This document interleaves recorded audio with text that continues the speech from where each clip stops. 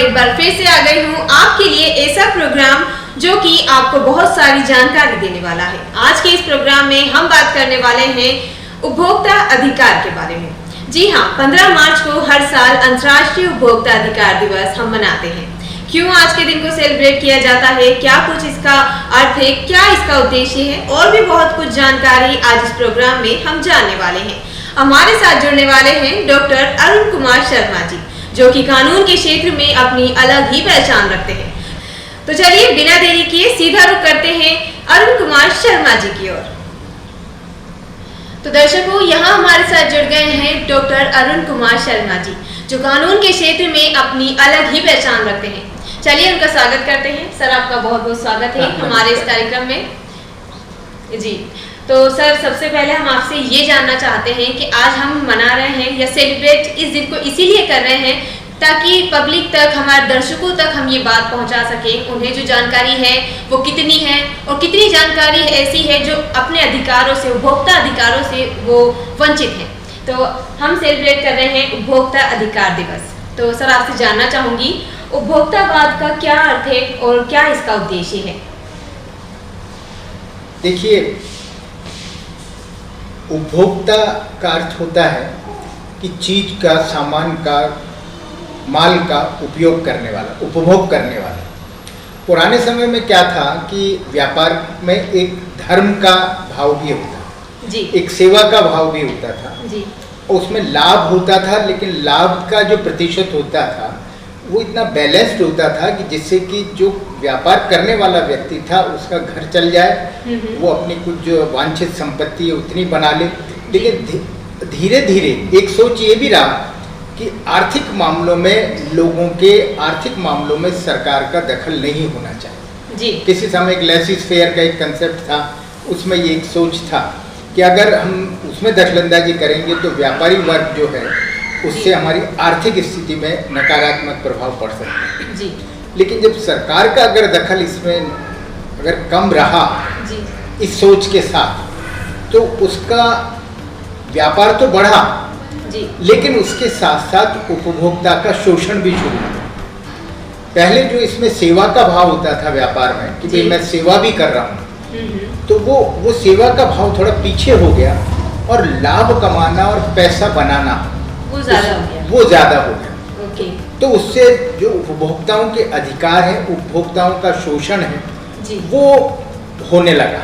जी, और उपभोक्ता जो चीज़ मिलनी चाहिए, जिस तरह से उसको सेवा प्राप्त होनी चाहिए, वो उसमें कमी आने लगी। जी, उस तरह का लाभ इसलिए आवश्यकता पड़ी कि उपभोक्ताओं के अधिकारों को सुरक्षित कैसे किया जाए। जी, तो ये उपभोक्तावाद का कंसेप्ट यही है कि उपभोक्ताओं के अधिकार की सुरक्षा करना, वो जो चीज़ चाहते हैं उन्हें सुचारू रूप से प्राप्त हो, सही रूप से प्राप्त हो, क्वांटिटी चीज़ की सही उन्हें प्राप्त हो, उसकी जो उसमें जो पोटेंशी है, जो ताकत है, जो चीज़ वो प्राप्त कर रहा है, वो जिस पर्पस से वो प्राप्त कर रहा है, वो उसमें कोई उसे कमी नहीं मिलनी चाहिए। तो इस कारण से उपभोक्तावाद का उदय हुआ हमारे देश में। इसीलिए हम इस दिन को सेलिब्रेट करते हैं। हाँ, और इस दिन को जहाँ तक 15 मार्च का जो सवाल है, जी, जी, कि एक प्रश्न उठ सकता है कि सर 15 मार्च को ही ये दिन क्यों मनाया जाता है? जी, वो भी आपसे जानना चाहेंगे। हाँ, ये अंतर्राष्ट्रीय उपभोक्ता अधिकार दिवस है। जी, 1962 में अमेरिका के जो प्रेसिडेंट जॉन कैनेडी थे, जी, उन्होंने सबसे पहले, हालांकि इससे पहले का भी इतिहास रहा, लेकिन अपन क्योंकि हमें आज जो बात करनी है उसमें उस चीज़ को ज़्यादा हाईलाइट नहीं करूँगा, लेकिन 1962 के अंदर जॉन कैनेडी ने ये 4 अधिकार उपभोक्ताओं को दिए जी, कि ये उपभोक्ताओं के अधिकार, और उसे एक बहुत मजबूत तरीके से रखा गया। तो वो दिन जो था 15 तारीख थी, 15 मार्च 1962। तो उस दिन से फिर सारा विश्व जो है इसको उपभोक्ता अधिकार दिवस के रूप में मना रहा है। ओके, तो सर आगे बढ़ते हैं और आपसे ये जानना चाहेंगे, जैसा कि आपने अभी हमें बताया कि उन्होंने 4 ऐसे कानून बनाए थे, या उस दिन से हम 15 मार्च को ही ये दिन सेलिब्रेट करते हैं, तो वो 4 कानून कौन से थे वो आपसे जानना चाहेंगे। कानून नहीं कहकर वो जो उपभोक्ताओं के अधिकार जो दिए, जी, जी, उसमें थे, देखिए, सुरक्षा, सूचना, सुनना और चुनना, इस तरह से हम इसको ध्यान रख सकते हैं। जी। सुरक्षा सबसे पहली कि जो उपभोक्ता है उसे पूरी सुरक्षा दी जाए। सुरक्षा इन द सेंस कि वो जो चीज़ चाह रहा है वो उसको प्राप्त हो जाए। और उसे फिर सुनना कि अगर उसको कोई परेशानी है, उसको अगर कोई शिकायत होती है कि जो माल उसको सप्लाई किया गया है, जो सेवा उसको दी गई है, उसमें अगर कोई कमी है तो उसकी सुनवाई हो। और सिलेक्शन का अधिकार जी। कि उसको ऐसा नहीं वो बाध्यता हो जाए कि नहीं ये चीज़ ही लेनी है। चुनना और सुनना। चुनना और सुनना। हाँ, ये सारी जो 4 चीज़ें थी, ये सबसे पहले जॉन कैनेडी ने दुनिया के सामने रखी थी।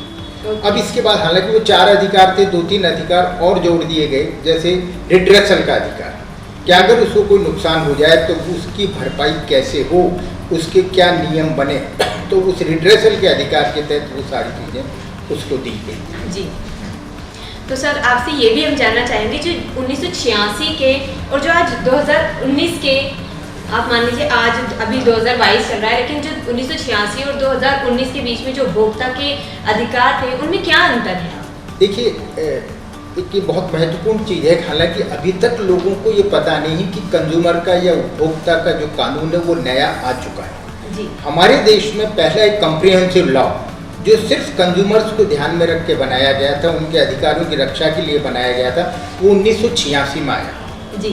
हाँ, उपभोक्ता संरक्षण अधिनियम 1986। जी।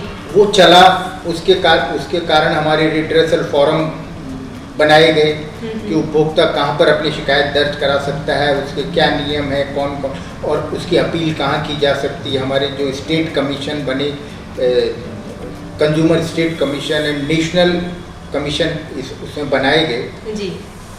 लेकिन क्योंकि चीज़ें बहुत बदली, व्यापार का तरीका बदल गया, ई-कॉमर्स आ गया, ऑनलाइन होने लगे, ट्रांजैक्शंस होने लगे, और भी बहुत सारी चीज़ें। उसमें जो 1986 का जो कानून था उसमें जो कमी महसूस की, उसको और ज़्यादा परिपक्व बनाने के लिए, उपभोक्ताओं के अधिकारों को ज़्यादा सुदृढ़ तरीके से उनको प्रदान करने के लिए 1919 में नया कानून बना दिया गया।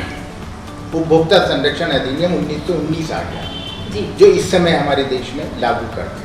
तो देखिए, इसमें एक मेन फ़र्क तो इसमें, हालांकि बहुत सारे फ़र्क हैं, बहुत कई माइनर फ़र्क भी हैं, लेकिन मोटा जो कि जिससे कि आम जनता का सरोकार है कि 3 फोरम होते हैं जहाँ पर व्यक्ति अपनी शिकायत दर्ज कराता है, मतलब उपभोक्ता के अधिकार को प्राप्त करने के लिए। सबसे पहला डिस्ट्रिक्ट लेवल पर, उससे उसके ऊपर स्टेट लेवल पर, और उसके भी ऊपर नेशनल लेवल पर, राष्ट्रीय लेवल पर। तो पहले डिस्ट्रिक्ट फोरम नाम था, जो हमारे जिला स्तर पर जो एक जगह थी जहाँ हम अपनी शिकायत दर्ज करा सकते थे।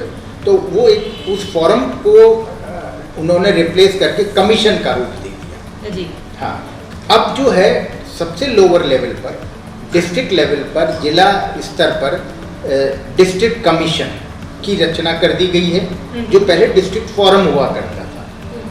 और फिर दूसरा, अगर वहाँ से आदमी संतुष्ट नहीं है तो फिर है स्टेट फोरम, राज्य का उपभोक्ता कमीशन, और उससे भी संतुष्ट नहीं है तो फिर नेशनल लेवल पर है, राष्ट्रीय स्तर पर। एक तो ये अंतर किया गया। दूसरा ये है कि जिला स्तर पर जो कमीशन है उसका जुरिस्डिक्शन पहले 20 लाख रुपए तक का था, अब उसे बढ़ाकर 1 करोड़ रुपए तक का कर दिया। अच्छा। कि मतलब अगर जिस चीज़ की आप शिकायत कर रहे हैं उसका वैल्यूएशन अगर 1 करोड़ रुपए है तो वो जिला स्तर पर ही हम उसकी शिकायत दर्ज करा सकते हैं। और 1 करोड़ से ज़्यादा है और 10 करोड़ रुपए तक है तो वो फिर स्टेट फोरम के अंदर जा सकते हैं। राज्य आयोग, उपभोक्ता से संबंधित जो राज्य आयोग है, वहाँ उसकी डायरेक्ट अपील, डायरेक्ट शिकायत हम कर सकते हैं अगर वैल्यूएशन 1 करोड़ रुपए से ज़्यादा है। और 10 करोड़ रुपए से ज़्यादा की वैल्यूएशन है तो फिर कोई आपने मशीन खरीदी और वो 10 करोड़ रुपए से ज़्यादा की, तो सीधे आप नेशनल फोरम में, जो राष्ट्रीय उपभोक्ता आयोग है, वहाँ जाकर उसकी शिकायत दर्ज करा सकते हैं। हाँ, तो ये और कई आए, जैसे पहले मिसलीडिंग, जो एक एडवर्टाइजमेंट एक बहुत बड़ी भ्रांति वाले लोग बनाते हैं कि 4 दिन में आपका रंग बिल्कुल साफ हो जाएगा, आपके बाल हमेशा के लिए काले हो जाएंगे, इस तरह के कई, या आपने इधर ये दवा, ये आप प्रोटीन लेंगे तो इससे शरीर में स्थायी शक्ति आ जाएगी, इस तरह की, या कपड़ों के बारे में, या जो वॉशिंग पाउडर्स हैं या चॉकलेट्स हैं, हाँ, तो वो लोगों को अट्रैक्ट करने के लिए मिसलीड किया जाता है। ये एक बहुत बड़ी समस्या रही। तो इस एक्ट में इस बात पर भी ध्यान दिया गया और उसको भी सजा का प्रावधान किया गया। और पहले वो नहीं था कि मिसलीडिंग जो एडवर्टाइजमेंट्स, कि मान लीजिए मैं एक बॉलीवुड स्टार हूँ तो मैं भी जिम्मेदार हूँ अगर मैं गलत तरीके से प्रोडक्ट की जानकारी लिए बिना लोगों को भ्रमित करने के हिसाब से उस एडवर्टाइजमेंट के लिए अपनी सेवाएं दे रहा हूँ। बनाने वाली प्रोडक्ट कंपनी तो है ही, जो मैन्युफैक्चरर है वो तो होगा ही होगा, लेकिन साथ में जिस व्यक्ति ने उस एडवर्टाइजमेंट को एग्जीक्यूट किया है, बनाया है, अपना रोल अदा किया है, वो भी उसके लिए बराबर का जिम्मेदार होगा। तो एक तो मिसलीडिंग एडवर्टाइजमेंट्स हैं, ये एक बहुत इंपॉर्टेंट बात नया जो 2019 का जो कानून आया वो इसमें डाली गई। ई ट्रांजेक्शन्स होते हैं, ऑनलाइन ट्रांजेक्शन्स होते हैं, जो कि जब पहला जो कानून आया तो उसमें ऑनलाइन ट्रांजेक्शन्स होते ही नहीं थे, तो उनको भी इसमें शामिल कर लिया गया। और एक चीज़ और मैं ध्यान दिलाना चाहूँगा, प्रोडक्ट लाइबिलिटी एक शब्द है जी, उत्पाद दायित्व। पहले क्या था कि मेरी मशीन खराब होगी मान लीजिए, तो मैंने कंज्यूमर 1986 का जो एक्ट था, मैंने कंज्यूमर फोरम में इसका मामला डाल दिया, सुनवाई हुई, जो भी उसका तरीका हुआ उससे होकर उस मशीन को रिप्लेस करने के लिए उस मशीन की कॉस्ट मुझे दिला दी जाए, लेकिन उस मशीन की खराबी के कारण मुझे और भी तो कई नुकसान होते हैं। बिल्कुल, मुझे धंधे में नुकसान हुआ, मेरी रेपुटेशन बिगड़ी, मुझे मेंटल परेशानी हुई, तो ये प्रोडक्ट लाइबिलिटी कहलाता है। उस प्रोडक्ट के कारण जो मेरा दायित्व, मुझे और जो नुकसान हुआ, प्रोडक्ट तो गलत था ही, लेकिन सिर्फ उसकी कीमत तक वसूल नहीं, लेकिन उसके कारण जो मुझे और मानसिक प्रताड़ना सेवन करना पड़ा, मेरे धंधे में नुकसान हुआ, मुझे आर्थिक नुकसान हुआ दूसरे तरीके की, उसको कहते हैं upon the case for the product liability. तो ये भी इसमें प्रावधान, अलग से प्रोविजन बना दिया गया, नया जो एक्ट है 2019 का, कि प्रोडक्ट लाइबिलिटी के लिए भी मुआवजा डिस्ट्रिक्ट कंज्यूमर कमीशन और दूसरे जो कमीशन है इसके अंदर वो प्रोवाइड कर सकते। पहले उसके लिए हमको अलग से टाउट्स में केस करने की जरूरत पड़ती थी कि अगर मुझे मानसिक प्रताड़ना हुई, ये हुई, तो उसके लिए मुझे अलग से केस करना पड़ेगा, लेकिन अब प्रोविजन इसी के अंदर डाल दिए गए। तो ये कुछ इसमें और छोटे मोटे बहुत सारे अंतर हैं, वो सब भी हैं, लेकिन मोटे रूप में जो अपील के प्रोविजंस वही हैं जो पहले थे, उस पर भी बात करेंगे अपन। तो ये इसमें कुछ नई चीज़ें हैं। तो सर आगे आपसे जानना चाहेंगे कि जो ये अधिकार है, उपभोक्ता अधिकार, इसके तहत कौन कार्यवाही कर सकता है, ये आपसे जानना चाहेंगे। बहुत अच्छा प्रश्न है आपका कि कौन जा सकता है, तो इसके लिए कंज्यूमर एक शब्द है, उपभोक्ता जी। तो मैं थोड़ा सा बताना चाहूँगा कि उपभोक्ता कौन है, कि मैं अगर कोई चीज़ खरीदता हूँ, कोई माल खरीदता हूँ जी, और इन कंसिडरेशन खरीदता, इन कंसिडरेशन का मतलब कीमत दे के खरीदता, मुफ्त में नहीं, कोई मुझे गिफ्ट की किसी ने कोई चीज़, तो मैं उपभोक्ता नहीं हूँ जी।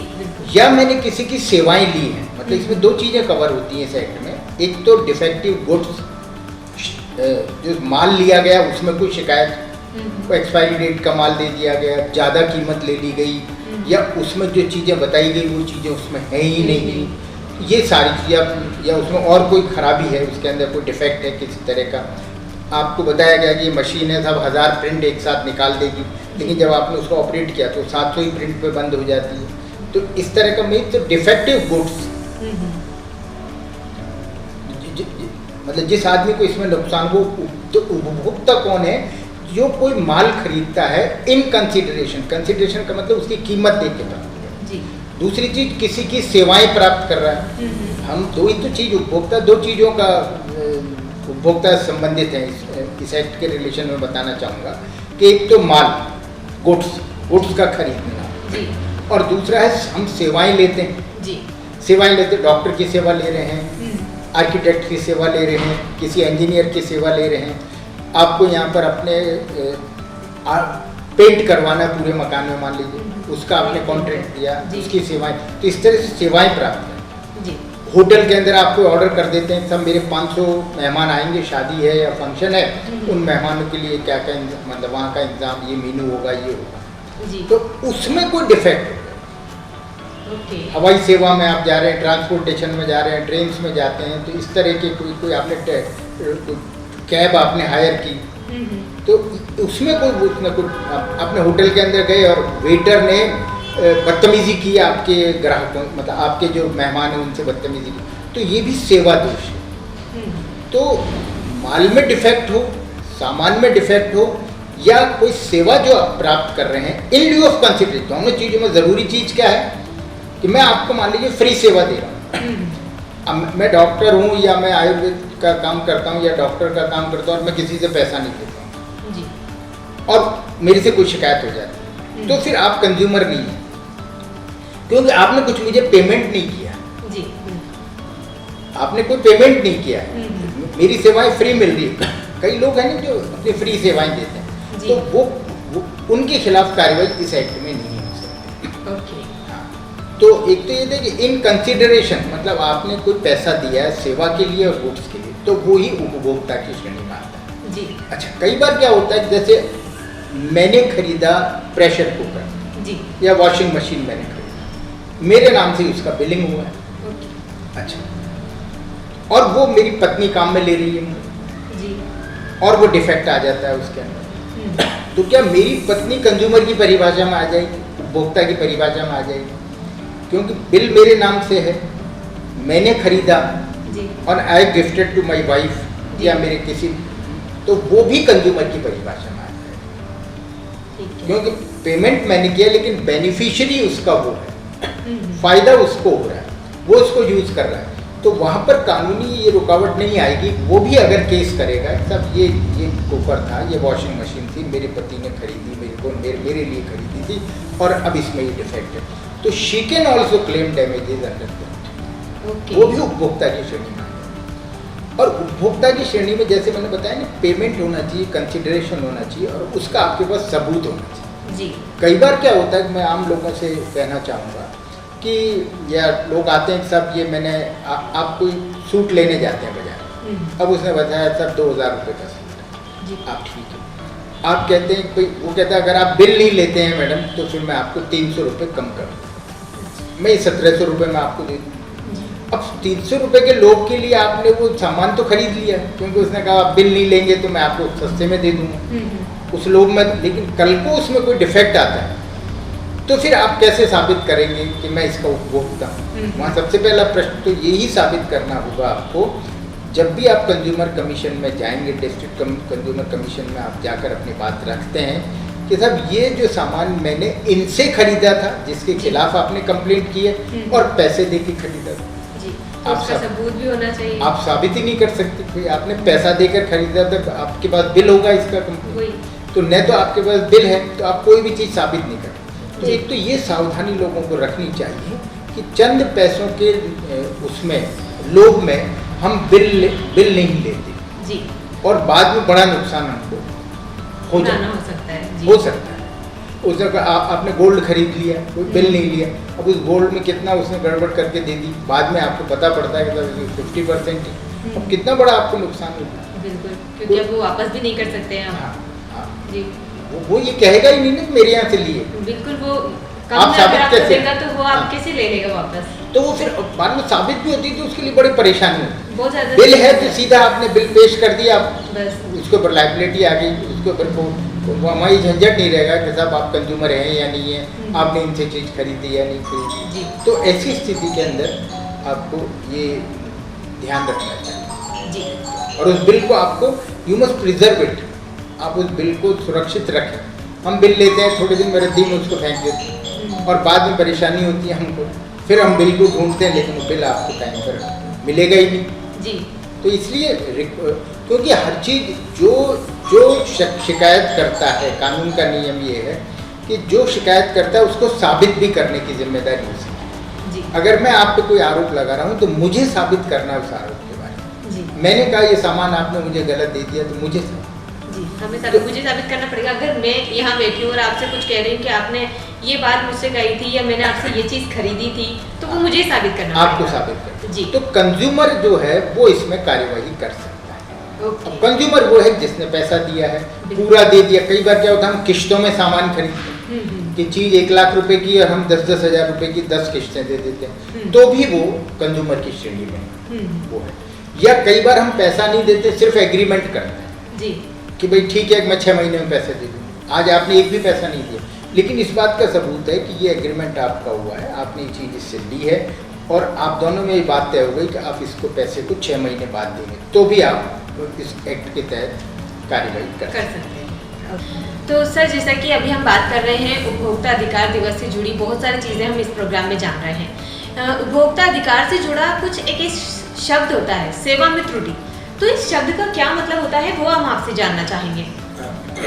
देखिए डेफिशिएंसी इन सर्विस या जैसा आपने कहा सेवा में त्रुटि जो है, जी जी क्योंकि कंज्यूमर प्रोटेक्शन लॉ जो है वो सेवाओं के संबंध में भी लागू होता है जी कि मैंने किसी से कोई सेवा मांगी मान लीजिए और उस सेवा में अब कोई कमी रह गई, जी कोई नेग्लिजेंस हो गई आपसे, या जो आपसे मैंने सेवा मांगी थी, जो स्पेसिफिकेशन मैंने मांगा था, जो विशिष्ट तरीके की मैंने जो सेवा मांगी थी आपसे, उस तरीके से आपने वो मुझे सेवा नहीं दी। जी मान लीजिए मेरे को अपना ये जो है मकान को कलर करा है, जी आपसे बातचीत हो जाती, आप कहते हैं सर 3 या 5 साल के लिए कहते हैं 5 साल में इसमें कोई किसी तरह का फर्क नहीं आएगा, जी। बारिश हो आंधी है तूफान सब है, लेकिन साल भर बाद ही जब पहली बारिश आती है वो फेस करता है तो उसमें डिफरेंस नज़र आने लगता है। जी तो अब ये सेवा में त्रुटि है अच्छा कि जिस तरह का आपसे काम की अपेक्षा थी या जो आपने मुझे बताया था, क्योंकि मैंने आपसे इसलिए करवाया वो कलर कि आपने कहा 5 साल तक आपको फिर निश्चिंत है, 5 साल तक आपको कुछ भी करने की ज़रूरत नहीं पड़ेगी। तो ये एक तरीके की सेवा है।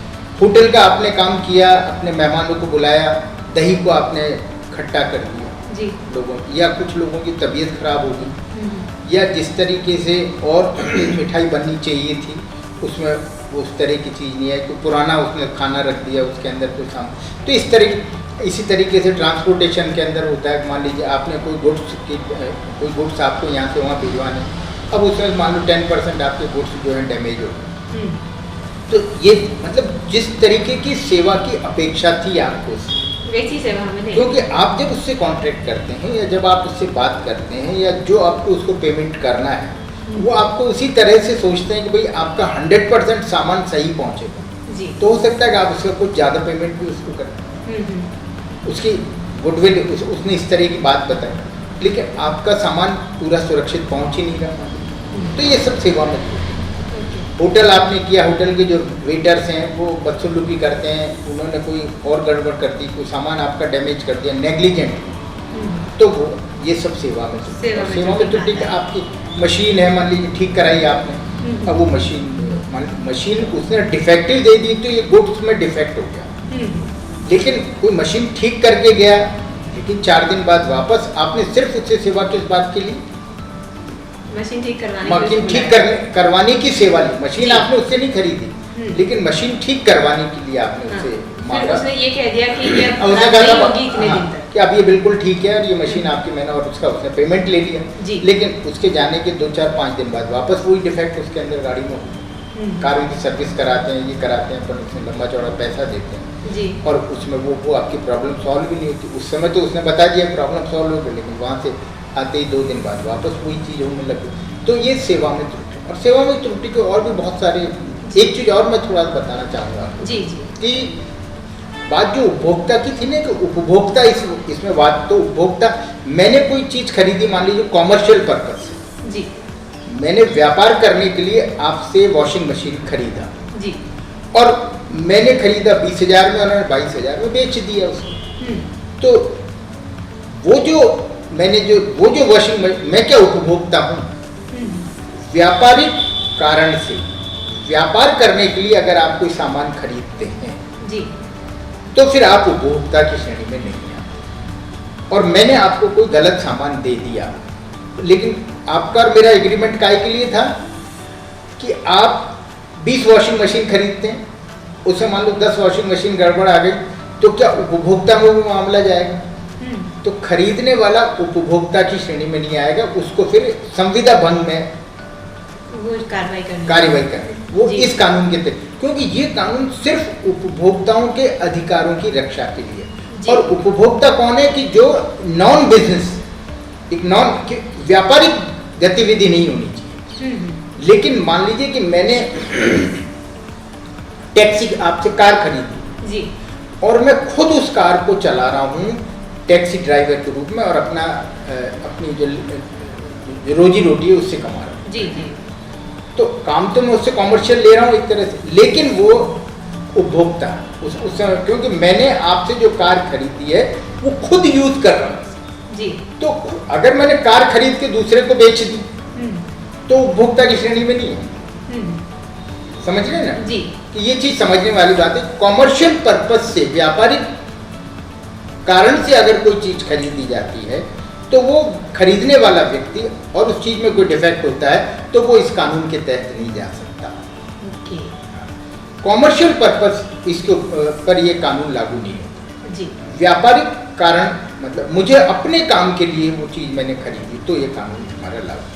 ओके तो सर एक और बात मैं आपसे जानना चाहूँगी, जैसे मैं रहती हूँ कोटा में और अगर मैंने कोई चीज़ जयपुर जाकर खरीद ली है और उसको लेकर मैं यहाँ आ गई हूँ, अब उसमें कोई चीज़ खराब हो गई तो क्या मैं उस उपभोक्ता अधिकार की श्रेणी में आती हूँ? देखिए इसमें ऐसा है कि एक प्रश्न है, रेलिवेंट प्रश्न है बहुत, कि कई बार ऐसी प्रॉब्लम हो जाती है कि कहाँ पर हम वाद दायर कर सकते हैं। कानून ने जो बता रखा पहले उसकी मैं बात बताता हूँ। जी जी कि कानून ये कहता है कि कोई भी कानून कि हम केस कहाँ पर कर सकते हैं, जी हम कार्रवाई कहाँ पर के कौन से फोरम पे करें, कौन से न्यायालय में करें, कौन से कमीशन में करें, कहाँ, क्योंकि हर डिस्ट्रिक्ट में कमीशन खुला हुआ, कंज्यूमर कमीशन खुला हुआ। अब जो आपने समस्या बताई कि कहाँ कानून, तो प्रोविज़न जो कानून में वो ये है कि पहला आप वहाँ कार्रवाई कर सकते हैं जहाँ विरोधी पार्टी रहती। जी अगर विरोधी पार्टी जयपुर है तो आपको केस जयपुर ही करना होगा। ओके अगर मैं ये सोचूं कि मैं यहीं से ऐसा कुछ कर दूं तो नहीं होगा। एक्सेप्शनल सिचुएशंस में व्यवहारिकता को देखते हुए कोर्ट उसकी परमिशन दी भी है कुछ कोर्ट ने उस चीज़ की, लेकिन सामान्य नियम पर मैं बात करूं कि तो इस तरह से, या आपका पहले से कोई इस तरह से बात हो गई हो, उसने बता रखा हो तो हमारी ब्रांच, उसकी ब्रांच मान लीजिए यहाँ पर भी है जी और वो जयपुर में भी है मान लीजिए, तो वो कंपनी जिससे आपने सामान खरीदा है वो कोटा में भी काम कर रही है और जयपुर में भी काम कर रही है जी, तो उस स्थिति में कोटा में आप उसके खिलाफ कार्रवाई कर सकते हैं। मतलब वो व्यक्ति सामान्यतः रह रहा है जहाँ पर आप केस करना चाहते हैं, वो व्यक्ति सामान्यतः वहाँ रह रहा है या सामान्यतः अपना कोई व्यापार वहाँ पर कर रहा है, या उसको कोई ब्रांच अगर दूसरी जगह है तो वहाँ पर भी उसके बाद को किया जा सकता है with the permission of the consumer commission. जी अगर आप थोड़ा सा इसमें रद्दोबदल करना चाहते हैं तो आपको कंज्यूमर कमीशन में उसकी एप्लीकेशन देनी पड़ेगी, वो अगर परमिट करते हैं तो वहाँ पर आपका केस चले। कई बार ये होता है कि 5-6 लोगों ने मिलकर 5-6 लोगों ने कोई डील की, उसमें 5 हैं खरीदने वाले। अब एक सवाई माधोपुर रहते हैं, एक कोटा रहते हैं, एक झालावाड़ रहते हैं, जी तो उसका केस कहाँ पर हो?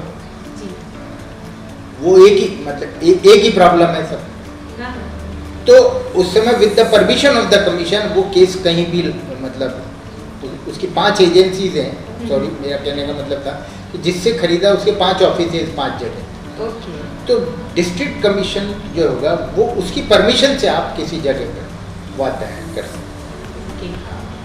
आपको एक सिंपल एप्लीकेशन देनी होती है जी कोर्ट में, जो भी स्टेट गवर्नमेंट उसकी फीस निर्धारित कर दे उस फीस के साथ आपको देना होगा वहाँ एप्लीकेशन।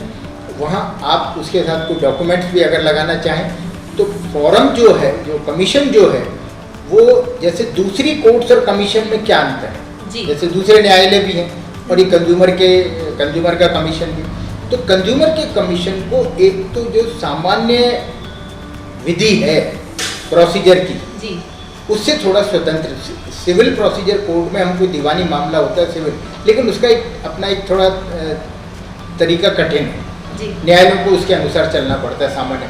लेकिन यहाँ पर कंज्यूमर फोरम जो है, कंज्यूमर कमीशन जो है, इसको इस स्वतंत्रता दी गई है कि ये अपना एक प्राकृतिक न्याय के आधार के ऊपर अपना फैसला करे। जी।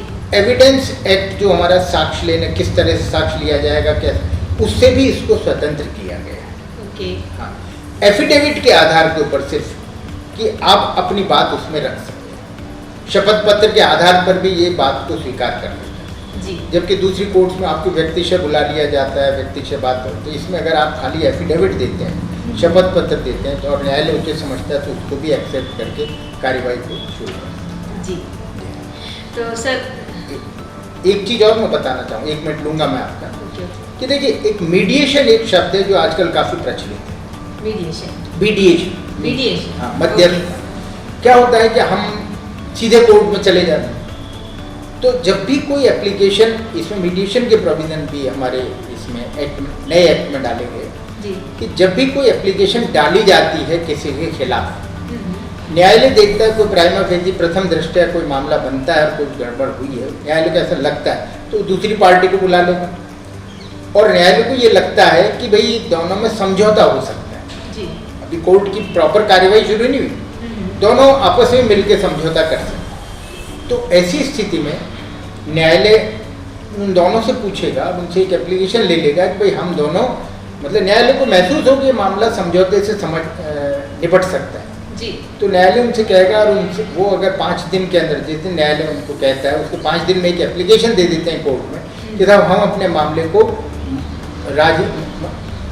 मध्यस्थता के अकॉर्डिंग हम इसको सॉर्ट आउट कराना चाहते हैं, जी। हम सहमत हैं, तो न्यायालय उसे मध्यस्थता के लिए या मीडिएशन के लिए भेज देगा, सुलह करवाने के लिए भेज देगा। वहाँ एक जो भी उसका पैनल होगा, सरकारी तरीका है, उस कानूनी तरीका, उस तरीके से पैनल में मामला भेज दिया जाता है जी। और वहाँ पे दोनों पार्टीज को बुला लिया जाता है और कोशिश की जाती है, उनसे बातचीत की जाती है कि इसमें कोई राजीनामा बनता है क्या आपका।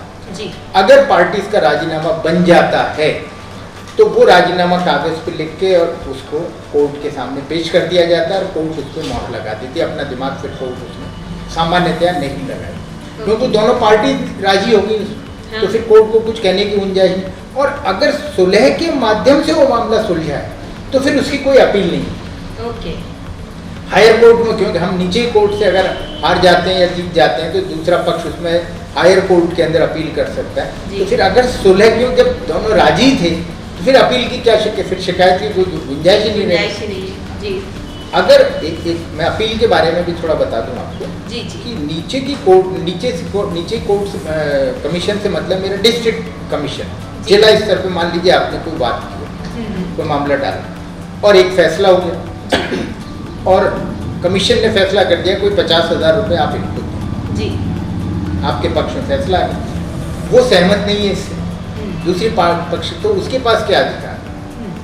तो वो इसकी अपील कर सकता है स्टेट फोरम, डिस्ट्रिक्ट से बड़ी ऊपर की बॉडी है स्टेट फोरम। तो स्टेट फोरम एक तो 10 करोड़ रुपए से ज़्यादा की वैल्यूएशन का कोई मामला है तो उसको तो सीधा सुन सकता है, लेकिन 10 करोड़ 1 करोड़ तक का मतलब 1 करोड़ से ज़्यादा के मामले को तो स्टेट फोरम सीधा सुन सकता है जी। लेकिन 1 करोड़ के अंदर कोई फैसला हो गया और उससे वो दूसरा पक्षकार सहमत नहीं है तो उसकी अपील भी वो सुनता है। जी। तो स्टेट फोरम में उसकी अपील की जा सकती है। ओके। लेकिन उसमें एक खास बात ध्यान रखने की है कि स्टेट फोरम में अपील जब ही स्वीकार करेगा कि जब नीचे की कोर्ट ने जो फैसला किया है उसका आधा पैसा जमा करा। ओके। जैसे उसने 50,000 रुपये देने के लिए किए ना, तो अब आदमी सामने वाला स्ट्रांग है, वो अपील पे अपील चला जाएगा, सामने वाले को क्या, तो वो सीरियस कब माना जाएगा, गंभीर कब माना जाएगा, जो नीचे की कोर्ट ने, डिस्ट्रिक्ट कंज्यूमर कमीशन ने जो फैसला दिया उसका आधा पैसा पहले जमा करा, तब हायर कोर्ट में उसकी अपील हो सकती है। तो स्टेट फोरम, अब मान लीजिए आप स्टेट फोरम के फैसले से भी संतुष्ट नहीं है तो फिर आप नेशनल फोरम जी उसकी अपील कर सकते। उसके लिए भी फिर ऐसे ही हमें करना पड़ेगा। हाँ, उसके लिए भी वही प्रोसीजर है, 50% आपको जमा करना पड़ेगा, तब उसकी अपील होगी स्वीकार्य। ओके। तो सर बहुत अच्छा लगा आपसे बात करके, और आज के दिन इतनी सारी जानकारी जो आपने उन सभी उपभोक्ता को दी है जो आज हम देख रहे हैं, तो थैंक यू आपका हमारे साथ जुड़ने के लिए। धन्यवाद जी। बस उपभोक्ता ये है कि अपने अधिकारों, क्योंकि अब उपभोक्ता कानून जो है अब बहुत एक मजबूत कानून के रूप में, और सरकार इस बारे में बड़ी चिंतित है जी कि ये उपभोक्ता जागरूक उपभोक्ता और कई कंसेप्ट उसके अंदर निकले जा रहे हैं। कई एनजीओ जिसके ऊपर काम कर रहे हैं, नॉन गवर्नमेंटल एजेंसी जिसमें काम कर रही है, कॉलेजेस में पढ़ाया जाता है, अवेयरनेस के प्रोग्राम्स में इसको दिया जाता है। तो जागरूक उपभोक्ता अगर होगा तो उपभोक्ता के कानून का अर्थ ये नहीं है कि आपस में लड़ाई हो, कि व्यापारी और उपभोक्ता लड़ें। इस कानून का मुख्य लक्ष्य है कि दोनों के बीच में सामंजस्य पूर्ण एक व्यवस्था, दोनों के बीच में एक विश्वास का सेतु हो।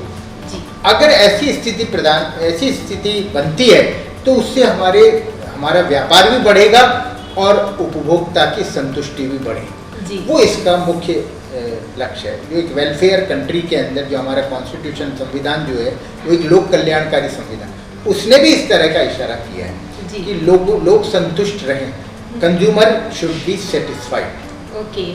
ये इसका मुख्य लक्ष्य है। तो उसके लिए हमें भी थोड़ी जानकारी, जब तक, क्योंकि जानकार उपभोक्ता जो है वो ज़्यादा असर डाल सकता है सिस्टम को अच्छा करने। जी बिल्कुल। ये तो मुझे लगता है जो बात आपने कही वो हमारे जो सभी उपभोक्ता देख रहे हैं, जो आम लोग देख रहे हैं, अपने साथियों को, अपने मिलने वालों को, परिवार वालों को ये बात बताएंगे, बहुत अच्छे से उन्हें ये सब चीज़ें समझ में आई होंगी। थैंक यू सर हमारे साथ जुड़ने के लिए। धन्यवाद जी। तो दोस्तों उम्मीद करती हूँ आज का ये प्रोग्राम आपको बहुत पसंद आया होगा। हमारे साथ जो जुड़े प्रोफेसर अरुण कुमार शर्मा जी, उन्होंने बहुत सारी आज के दिन से जुड़ी जानकारी हम तक, मुझ तक और आप सभी उपभोक्ता और जो आम लोग हैं उन सभी तक पहुँचाई है। आप सभी को आज के दिन से जुड़ी ये जानकारी बेहद पसंद आई होगी और आप सभी इससे लाभान्वित हुए होंगे। इसी के साथ आज के प्रोग्राम में सिर्फ इतना ही। अब आपसे मुलाकात होगी किसी और प्रोग्राम में। तब तक के लिए अपना ध्यान रखें और खुश रहें।